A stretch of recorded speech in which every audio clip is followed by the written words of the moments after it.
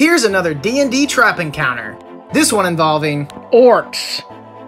Orcs have an AC of 13, 15 hit points, and are a challenge rating 1/2. All orcs have the aggressive trait, where they can use their bonus action to move half their speed towards a hostile creature. So let's set the scene. The party finds themselves traveling on the wilderness path when all of a sudden they find themselves in front of a half-orc carrying supplies to the next village.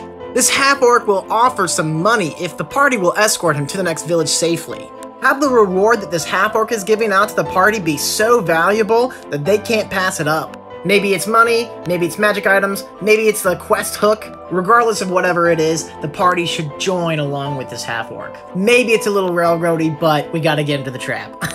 Eventually your party will make it to the village. Describe the buildings of this town being packed side to side, and one thing seems to be missing from this town.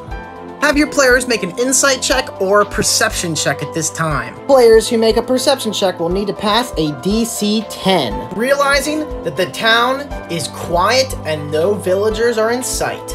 Players who make an insight check need to pass a DC 20. To determine that just at this moment, the half-orc has led the party into an orc ambush. Describe an orc exiting from each of the houses and make sure the party is aware that they are ready to kill or extort whatever the party has. While the half-orc walks away from the party, allow the party to deliberate what their next actions will be. Will they roll initiative? Will they try to persuade or intimidate these orcs? Players who wish to persuade or intimidate the orc party will need to pass a DC 15 persuasion or intimidation check. If the party successfully intimidates or persuades the orc party, allow them to participate in a one-on-one combat, where the party can choose between one of two orcs. An Orog, or an Eye of Grumsh.